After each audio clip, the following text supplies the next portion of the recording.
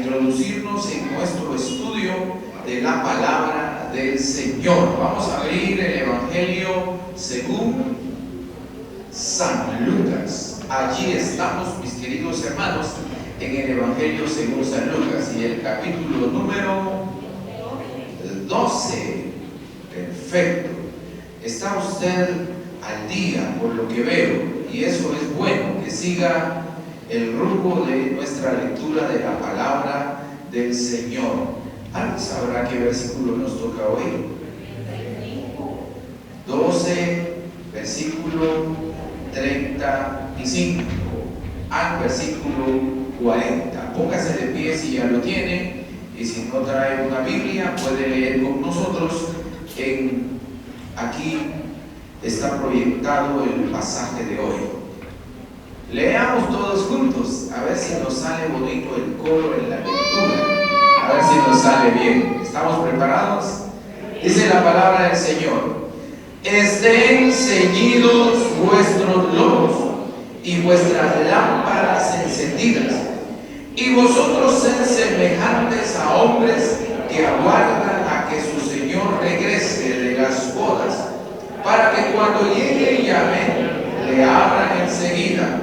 Bienaventurados aquellos siervos a los cuales su Señor, cuando venga, halle velado.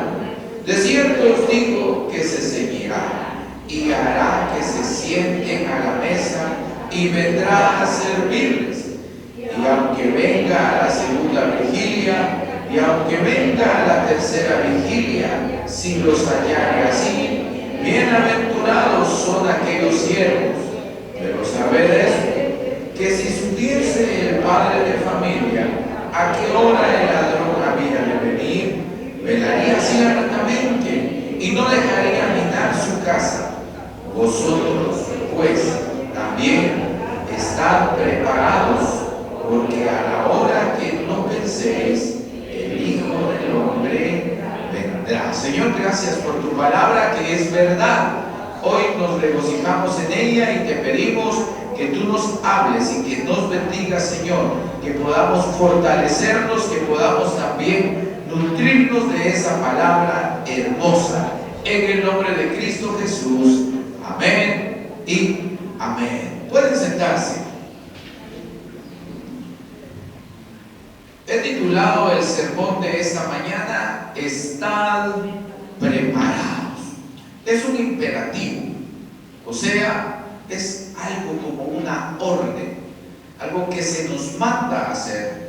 Estar preparados no es una opción, no es una alternativa de prepararme o no prepararme. No, la Escritura esta mañana nos dice: estén preparados, estén listos. Bueno, y eso de preparados tiene mucho que ver, pero quiero recordar un poquito que Jesús viene hablándonos sobre el afán y la ansiedad. ¿Se recuerdan de eso o no se recuerdan? Muy bien. Jesús nos ha hablado del afán y de la ansiedad. Jesús nos ha advertido que debemos cuidar donde ponemos el enfoque de nuestra preocupación. Y eso lo hizo específicamente. Déjenme ubicarme donde estoy. Aquí estoy. En el versículo 34, Jesús nos recuerda y nos dice: tengan cuidado donde ponen ustedes la mayor preocupación de su vida. Y eso nos recuerda que el Hijo de Dios debe entender que la mayor preocupación debe estar en Dios, específicamente en su relación con Él. En el versículo 35 que hemos leído hoy, como que Jesús se sale un poco del tema, porque viene hablando de la ansiedad, viene hablando de cuidarnos, en donde estamos preocupándonos exageradamente. ¿Por qué nos ponemos ansiosos? ¿Por qué nos ponemos un poco afanosos? Y ahora empieza a hablar de un tema y alguien dice: ¿qué tiene que ver esto con la ansiedad y el afán? Jesús está aprovechando el discurso de la preocupación extrema o exagerada por algo para que recordarnos que antes de afanarnos por cuestiones pasajeras, deberíamos estar atentos. Estoy en la introducción ahora, sí. Deberíamos estar atentos, no afanosos. La espera de la venida del Señor no es en ansiedad ni afán. Pero Jesús aprovecha para decir, ya que estamos hablando de ansiedad y de preocupación, ¿por qué no aprovechamos a hablar un poquito en que ustedes, los hijos de Dios, sí tienen que estar muy atentos, tienen que estar preparados y prestar atención, sin entrar en afán, al regreso de Jesús? Es sobre este tema que hablaremos hoy, y vamos a ver cómo Jesús nos enseña y nos dice que debemos estar preparados, ya que el ser humano vive preocupado por todo en la vida. Ya que uno de los versículos de esta semana decía: vengan los que están cansados. Está viendo usted nuestros versículos diarios, ¿no?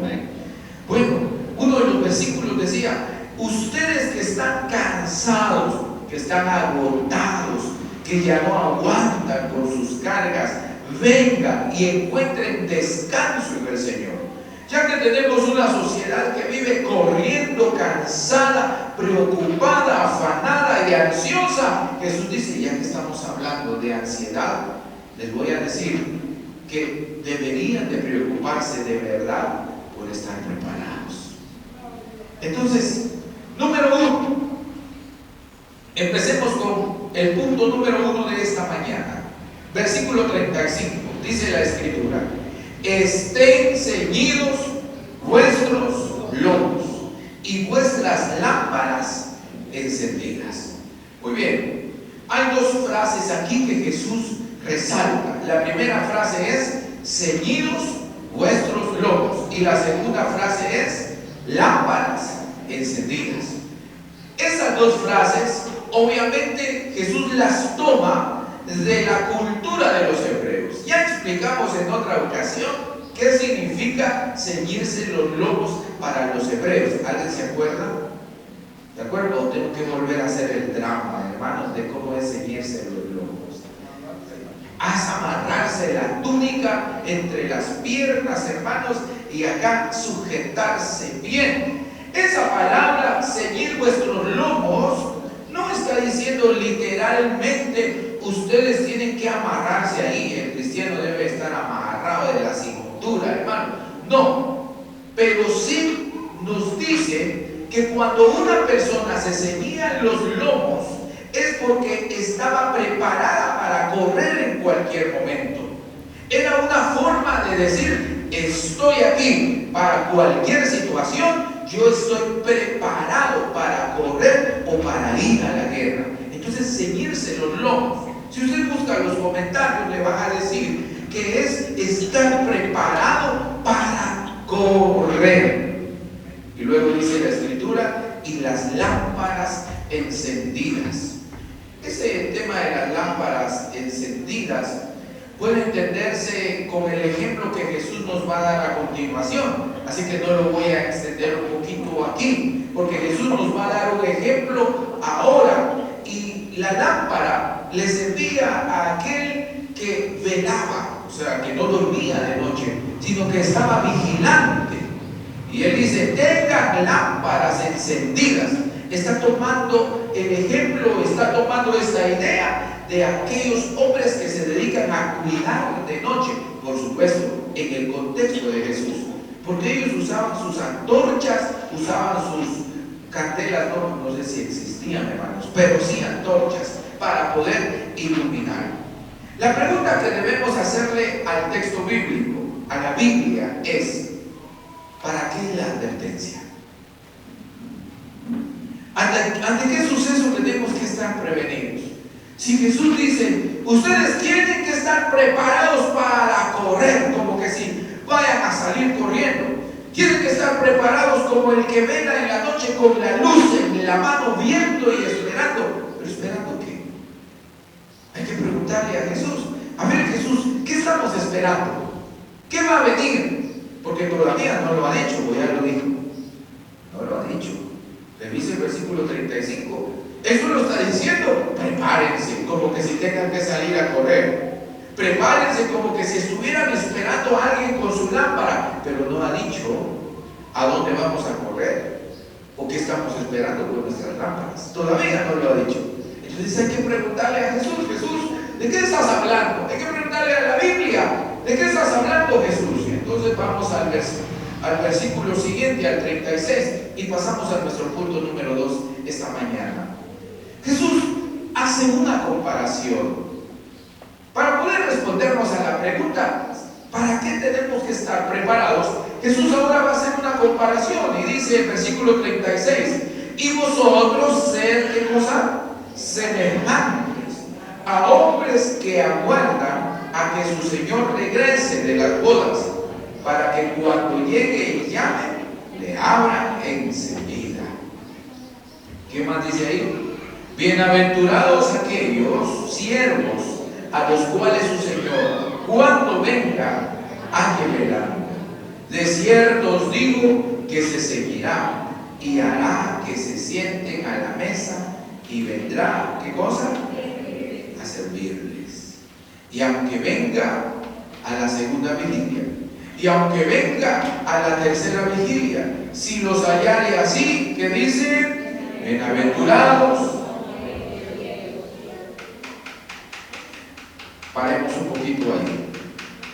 Para responder a la pregunta que ya le hicimos a la Biblia, Jesús utiliza una comparación y él dice: ser semejantes, o sea, sean como o parecido a. Esa palabra semejante, tienen que ser como aquellos hombres vigilantes. Celador, vigilante, son palabras guardias, son palabras sinónimas que se le atribuyen a personas que dedican su tiempo para estar al tanto y al cuidado de ciertos espacios.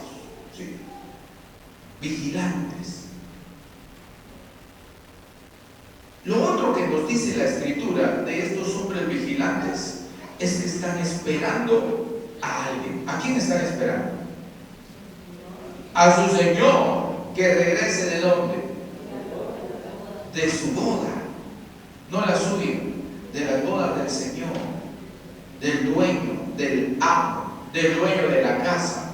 Entonces dice la Escritura: hay un grupo de hombres que están vigilando de noche con antorchas encendidas, porque no pueden vigilar de noche a oscuras, porque no había postes de luz en el tiempo de Jesús.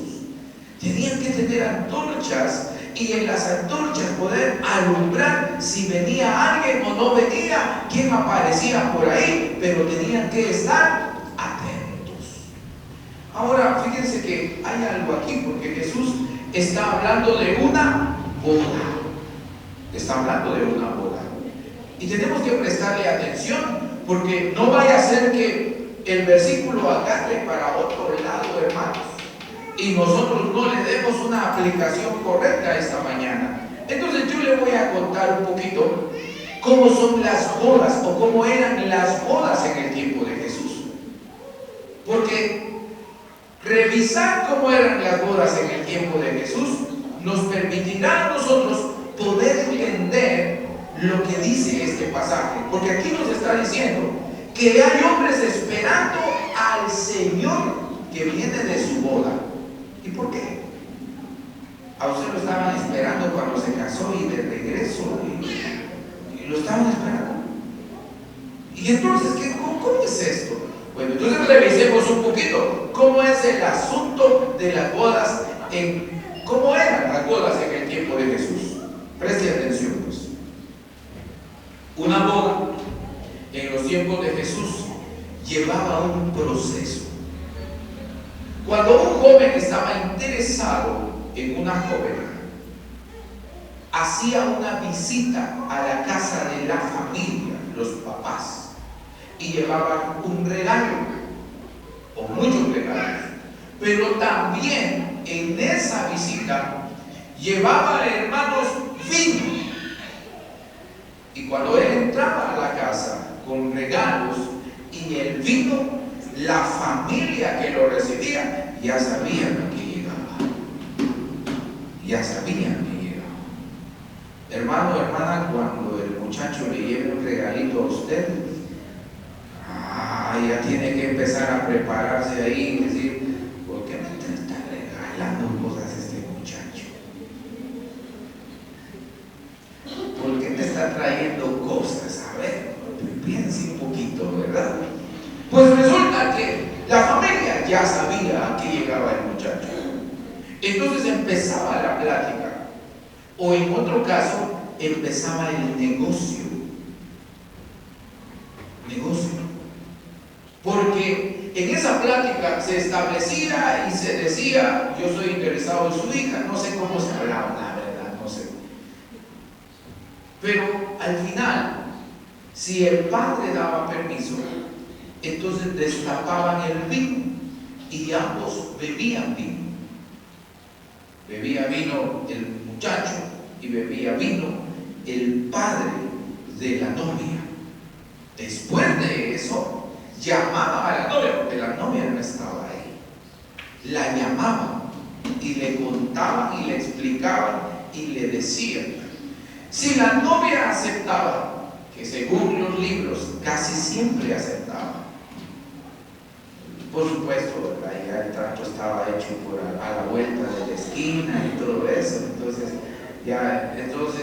tal vez ya se habían puesto de acuerdo, mira, ahí voy a llegar, te escondes bien, ¿verdad? Y cuando te llamen, ya sabes qué hacer y qué decir. Entonces salía la muchacha, le explicaban a la muchacha, y si la muchacha decidía casarse con este joven, entonces los dos jóvenes bebían vino de la misma copa. Primero tomaba uno, después tomaba la otra, no al mismo tiempo, ¿verdad? Y a partir de ese momento se esperaba aproximadamente un año para que la boda se llevara a cabo. Un año, fíjense ustedes. El muchacho, por supuesto, se tenía que preparar, tenía que tener casa, tenía que tener una viña, un viñedo, y tenía que tener esposa, una novia, ¿verdad? Para poder casarse. Si el muchacho no tenía casa, no era garantía de buen hombre. Si no tenía un viñedo, o sea, el viñedo representa de dónde iba a sacar dinero, de dónde iba a sacar provisión para mantener a la muchacha. Si no tenía, era un poco difícil que le dieran a la muchacha. Entonces, no me voy a empezar a poner, y me dieron ganas de hablar un poquito de nuestro tiempo, pero no ese es el objetivo. El objetivo es contarles cómo son las bodas del tiempo de Jesús. Pero si se me sale, me van a disculpar en un ratito. Entonces, aparte de eso, también el novio ofrecía una cantidad de dinero por la novia. Si la novia era virgen, porque eso era muy importante para ellos, si era virgen, se pedían 400 denarios.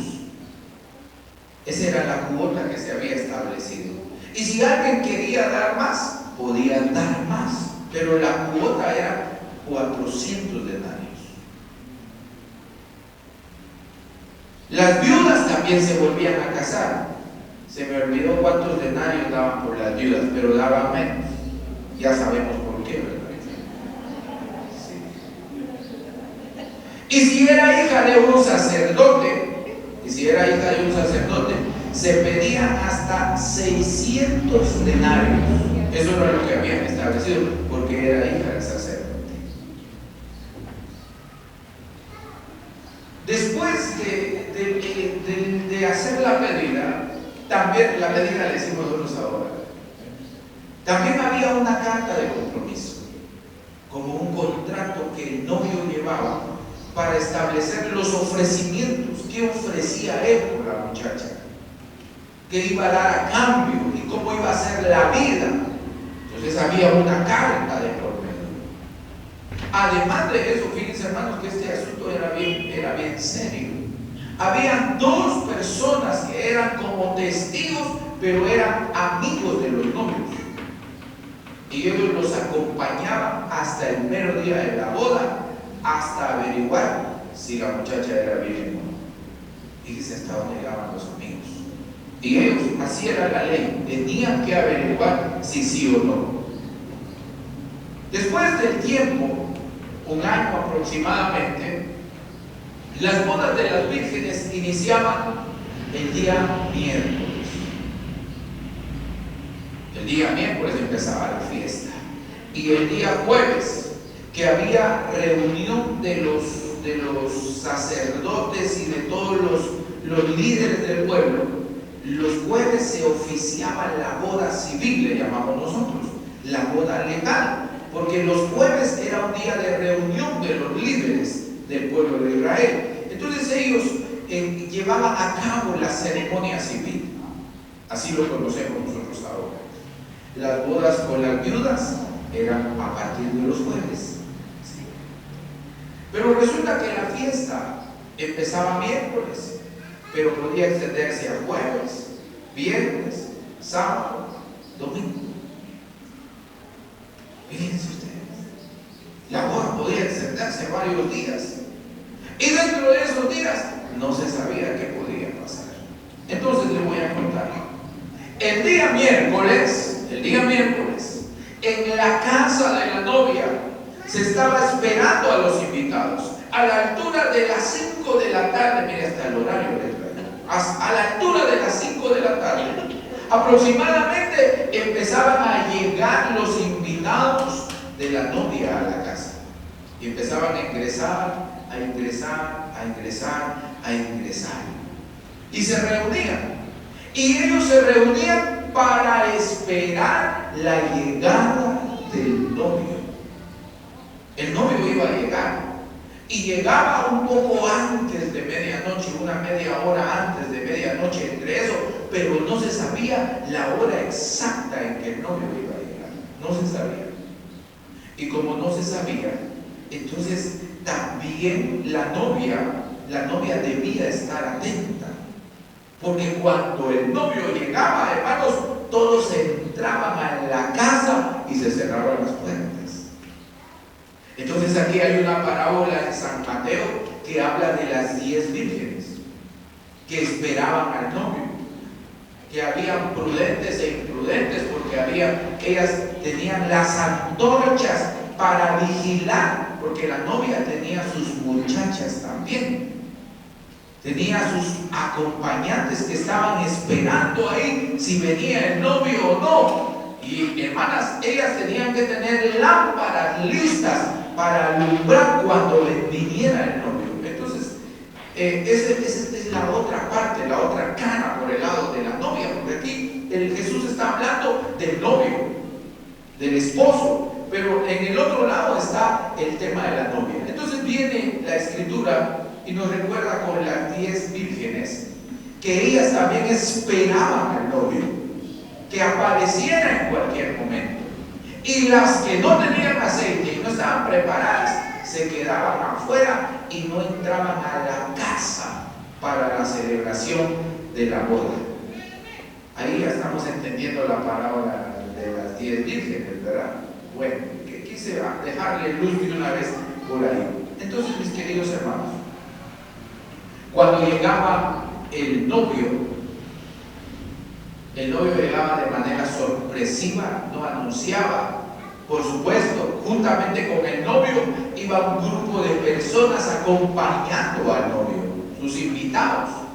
Y en forma de procesión, vamos a usar esa palabra, porque era mucha gente la que iba detrás de él, llegaban a la casa de la novia y entraban a la casa para celebrar las bodas. Y de ahí es donde se toma de las 10 vírgenes para decir que cuando Jesús venga, va a introducir a todos y las puertas se van a cerrar. Y el que no estaba preparado se quedaría fuera, no iba a poder entrar. No sé si me comprenden por ahí. Porque esa era la costumbre de ellos, esa era la costumbre. Después de realizar la boda legal, escuchen, se realizó la boda legal con la novia y el novio. Entonces el novio tenía que regresar a su casa. Y en su casa, los dos amigos le habían preparado ya el lugar para las nupcias, para que ellos pudieran tener su luna de miel, para que pudieran empezar a vivir y continuar con la fiesta. y seguir con la fiesta. Entonces el novio regresaba a su casa, pero aquí está el punto. La llegada del novio no tenía un horario específico. No se sabía a qué horas el novio iba a regresar. Podía llegar en cualquier momento, ya con su esposa, ya bien casado. Pero no se sabía a qué horas. Y es aquí donde había hombres a la puerta vigilando. Había un vocero más adelante que decía: ya viene, y se corría la voz, hermanos, y todos estaban ahí listos para recibir al esposo y a la esposa como él se lo merecía. Entonces vuelva a leer conmigo el versículo 36. Y vosotros sed semejantes a hombres que aguardan a que su Señor, ¿qué dice? Regrese de las bodas. ¿Ya entiende mejor este versículo? Sí. Bien, entiendan, hermanos, si no tengo que contar otra vez las bodas, para que cuando llegue y llame, le abran enseguida. Entonces regresaba él de las bodas y la gente que lo esperaba tenía que estar preparada para que él ingresara a su casa a seguir con la fiesta, hermanos. Bienaventurados, dichosos aquellos siervos o aquellos que trabajaban para el Señor, a los cuales su Señor, cuando venga, halle velando. De cierto os digo que se ceñirá y hará que se sienten a la mesa y vendrá a servirles. Esto es interesante. El esposo sirviendo. Versículo 38.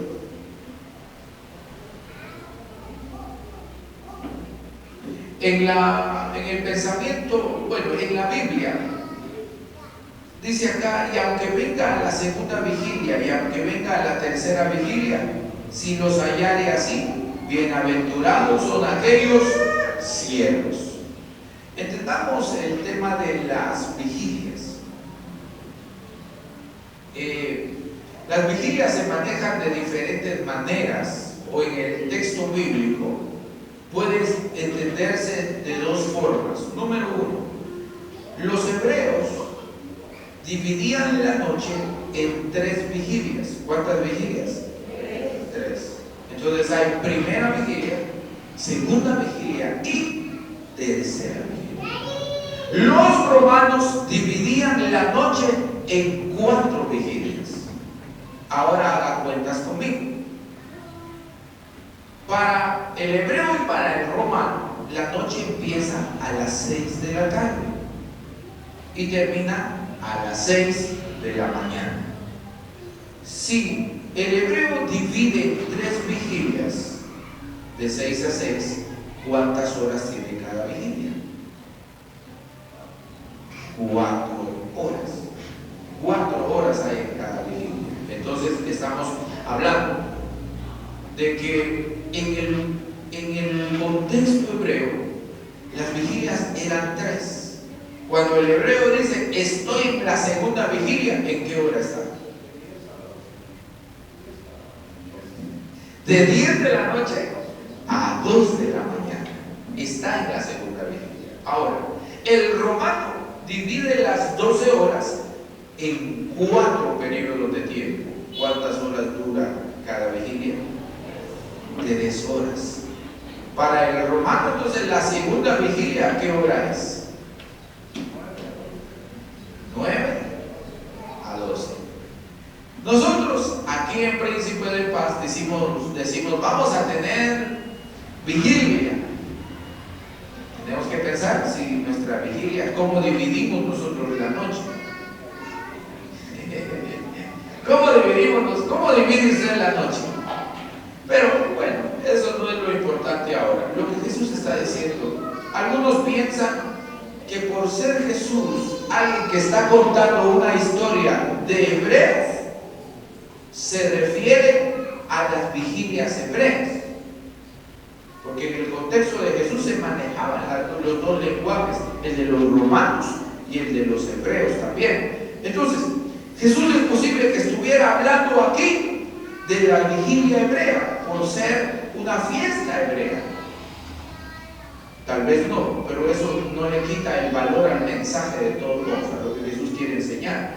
Lo que Jesús quiere enseñar es que no importa a qué hora, en qué vigilia aparezca el esposo, pero si los haya preparados, bienaventurados son aquellos siervos. Pero todavía Jesús no responde al punto y a la pregunta que nos hemos hecho al inicio, como ya respondió Jesús, hermanos. ¿Para qué debemos estar preparados nosotros? No ha respondido Jesús. Aunque ya sabemos para qué después, pero hasta ahorita no lo ha respondido. Él sigue haciendo una comparación y diciendo, ustedes deben estar preparados. Pero ahora Jesús quiere darnos un segundo ejemplo. Miremos rápido el segundo ejemplo, versículo 39. Pero sabed esto, que si supiese el padre de familia a qué hora el ladrón había de venir, velaría ciertamente y no dejaría minar su casa. Jesús le está diciendo, el ladrón nunca va a avisar cuando venga, o avisa a un ladrón, hermanos, cuando va a llegar. No, él no avisa. Y eso es bien obvio, pues, eso es algo que nosotros ya sabemos. Y Jesús dice, el ladrón no va a avisar, porque si avisara, entonces la persona que está en amenaza se prepararía para estar listo y recibirlo y darle su merecido. Eso está diciendo Jesús. Pero no, el ladrón llega inoportunamente. Llega de manera sorpresiva y sin dejarle al padre de hogar o a la familia un tiempo para prepararse. Ahora, vayamos al punto número 4. Vosotros, pues, también estad preparados. Primero nos dijo, ustedes tienen que ser como aquellos hombres vigilantes que están preparados. Y ahora nos dice, ustedes tienen que estar preparados, porque a la hora que no penséis, el Hijo del Hombre vendrá. Al fin nos contestó la pregunta. ¿Para qué hay que estar preparados? ¿Para qué hay que estar preparados? Para la venida del Hijo del Hombre. Jesús está hablando sobre su regreso. Y él, cuando habla de su regreso, nos dice, ustedes no tienen que ser sorprendidos por mi regreso, que no los sorprenda mi regreso. Vivan preparados. Si pueden vivir ansiosos por cosas que se deterioran y se terminan aquí en la tierra, aprendan a vivir preparados, esperando mi regreso. Esta es una realidad, hermanos. Esta mañana no venimos a negociar la venida de Jesús. Jesús dice, yo voy a regresar por ustedes. Voy a regresar para estar con ustedes. Jesús vendrá y los comprados con su sangre le estamos esperando. ¿Cuántos están esperando? Jesús va a venir, hermanos. Y la advertencia que Él nos da y el mensaje que Él nos da en medio de esto es: estén preparados, no estén desprevenidos. Tienen que estar preparados como el hombre que está ya dispuesto para correr en cualquier momento. Tienen que estar preparados como los hombres que están con antorchas en la noche viendo si viene el esposo de su boda. Tienen que estar preparados como aquel hombre que está atento. Si oye un ruido en la noche, pega un salto y rápidamente va a ver qué es. Tienen que estar preparados para el regreso del Hijo de Dios. Jesús toma la costumbre de las bodas para recordarnos que un día estaremos de fiesta con Él.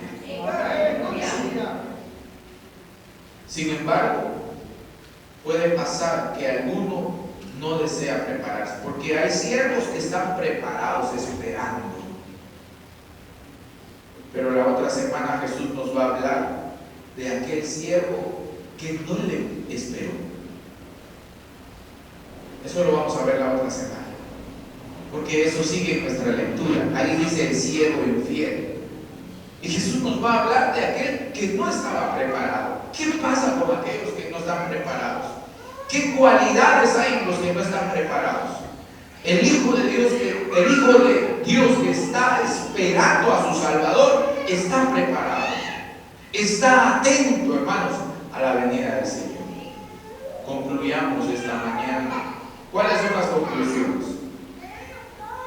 Como venimos hablando de la ansiedad, de las riquezas, de la herencia que recibió el muchacho, las riquezas, donde esté vuestro tesoro, también estará vuestro corazón. Jesús no está diciendo que usted y yo no trabajemos, ya lo dijimos. Jesús no está diciendo que las riquezas son malas o que usted no puede tener riquezas. Jesús nos está advirtiendo sobre los peligros que pueden representar las riquezas y el afanarnos tanto por esas riquezas. Pero esta frase que viene a continuación, pues esa no está en la Biblia, la verdad no está. Pero tal vez cabe para esta mañana y yo se la dejo. Lea conmigo el cuadro de abajo. ¿Cómo dice el cuadro de abajo? Trabaje como si fuera a vivir 100 años y viva para Dios como si Jesús fuera a venir esta noche. Esté preparado. Trabaje duro, hermano. Produce todo lo que pueda. Trabaje duro, como si usted fuera a vivir 150 años si quiere. Pero viva para Dios como que si Jesús fuera a venir esta noche. Creo que es la mejor combinación que podemos tener los hijos de Dios en nuestra esperanza redentora en Jesús.